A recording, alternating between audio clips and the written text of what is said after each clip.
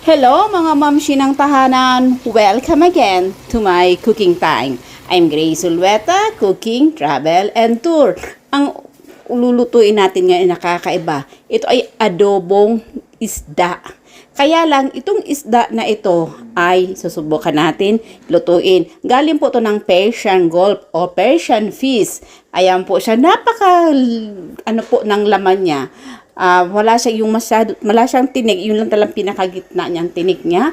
Ayan, nakikita nyo naman, hinihiwa na ng inyong manay. Yun, ang galing ni manay maghiwa ng isda.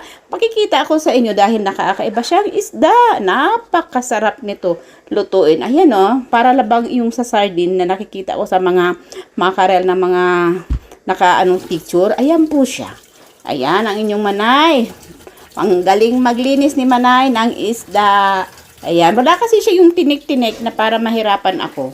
Ayan siya, kaya lutuin ko siya ng adobo. Diba? Masarap siya na may talong. Wow! Ayan, mga mamshi ng tahanan, may nakuha kayong idea ngayon sa akin. Kung sakali nagtatrabaho kayo sa bansa po ng Middle East, marami pong isdang mga ganyan. Gawin po din nyo ng adobo na napakasarap. Ayan, nakikita nyo naman si Manay o nilalagyan natin ng mga pampasarap na mga pabrika. Ayan, parang ipipray muna natin bago natin lulutuin ng adobo. Ayan, bago ko i-fry, lagyan ko siya ng bawang. Parang yung singaw po ay amoy bawang ang aming kusina.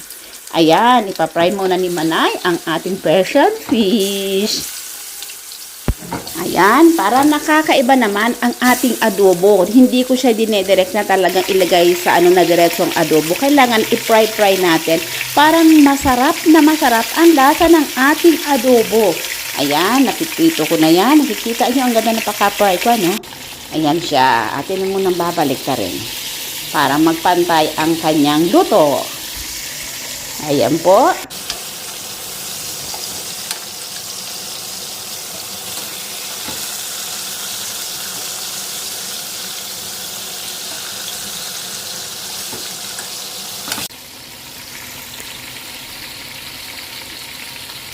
Ayan, pantay ng pakaluto natin. Lagyan na natin ng sibuyas na napakarami. Parang masarap na masarap ang ating tanghalian na naman ngayong araw na ito.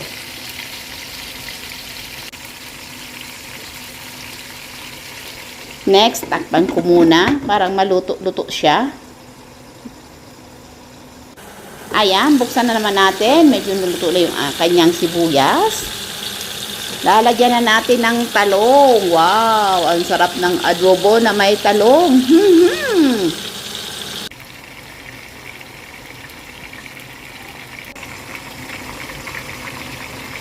Ayan, takpan ko muna ulit para maluto yung talong natin na nilagay sa ating Persian fish.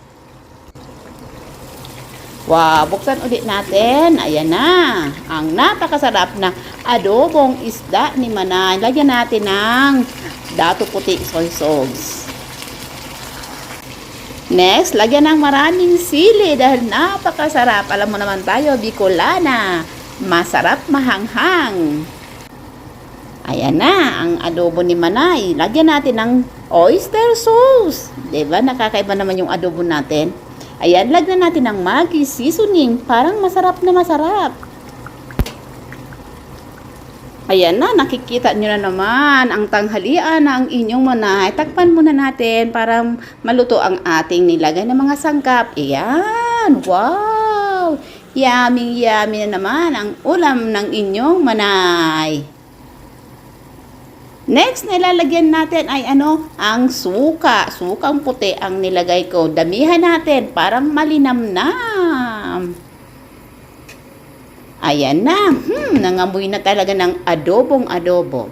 Sana may nakuha kayo ng bagong idea sa aking adobo ngayon na isda. Maraming salamat sa inyong panunood ng aking YouTube channel. Yung hindi pa po nakakapag-subscribe, subscribe kayo at i-click lang ang bell button below para updated kayo sa susunod ko pang video. Luto na po ang adobo ng inyong manay. Sarap na naman! Wow, wow, wow! Maraming salamat po! Bye-bye!